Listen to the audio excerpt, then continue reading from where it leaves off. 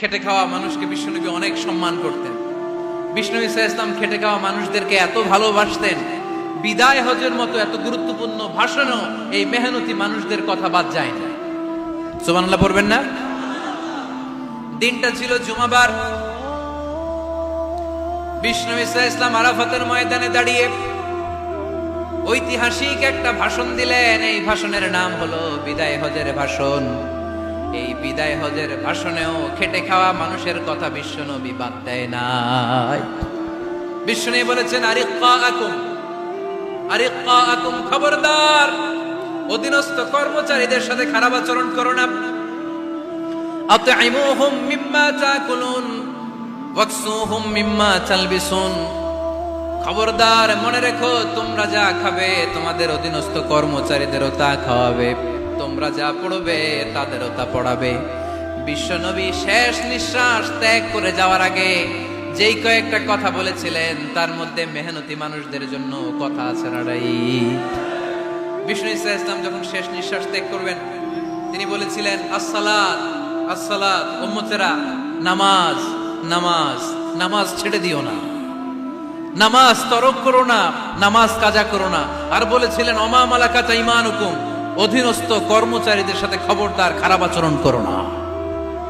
যারা কর্মচারীদের সাথে খারাপ আচরণ করে, যারা মানুষের কাছ থেকে শ্রম নিয়ে কাজ করিয়ে টাকা দেয় না, কিয়ামতের দিন তাদের বিরুদ্ধে মামলা দায়ের করবে কে? কে করবে? হাদিসে কুদসি সাক্ষী বিষ্ণু ঈসা ইসলাম বলেন, আল্লাহ তাআলা ফরমান, আনা খাসমুহুম সালাসাতুন আনা খাসমুহুম ইয়াউমাল কিয়ামা। তিন শ্রেণীর ব্যক্তির বিরুদ্ধে আল্লাহ বলেন আমি নিজেই কিয়ামতের দিন মামলা দায়ের করব। I will be against them in the day of judgment. Three categories of people I will be against them in the day of judgment. তিন শ্রেণীর লোক কিয়ামতের দিন তারা ছাড় পাবে না। আল্লাহ বলেন আমি নিজেই তাদের বিরুদ্ধে মামলা দায়ের করব। এর মধ্যে এক শ্রেণীর লোক হচ্ছে রাজুলুন ইস্তাজারা আজিরান ফাস্তাউফা মিনহু ওয়া লাম ইয়াতি আজরা। একজন শ্রমিক ভাড়া করে তার কাছ থেকে কাজ নিয়েছে কিন্তু তার পারিশ্রমিক আদায় করে নাই। এরকম আছে না নাই? দাপট দেখায়, দাপট দেখায় ইউনিভার্সিটির ক্যান্টিন গুলোতে। ইউনিভার্সিটির ক্যান্টিনে যে খায় মাগার বিল দেয় না, এরকম ডাকাইত আছে না নাই? চায়ের দোকানে চা খায় আগে পরে দিমু, বিল দেয় না, আছে না নাই? দোকানে যে পণ্য কিনে বিল দেয় না, পরে দিমু, আছে না নাই?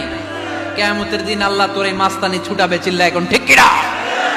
আনা খাসমুহুম, আমি নিজেই তাদের বিরুদ্ধে মামলা দায়ের করব। কথাটা কার? এজন্য বিশ্বনবী বললেন, খবরদার মেহনতি মানুষ, খেটে খাওয়া মানুষ, এদের দোয়া কবুল হয়ে যায়। আতুল আজিরা আজরাহু ক্বাবলা আন ইয়াজিফা আরাকুহু, খবরদার বিশ্বনবী বললেন শ্রমিকের ঘাম শুকিয়ে যাওয়ার আগে তাদের পারিশ্রমিক মিটিয়ে দাও। বিশ্বনবীর বিখ্যাত হাদিস, আতুল আজিরা আজরাহু ক্বাবলা আন ইয়াজিফা আরাকুহু, শ্রমিকের ঘাম মাটিতে লাগার আগে, শুকিয়ে যাওয়ার আগে তাদের পারিশ্রমিক মিটিয়ে দাও। কেননা তারা যদি বদদোয়া করে তোমার জীবনকে জাহান্নাম বানিয়ে দিবে কে?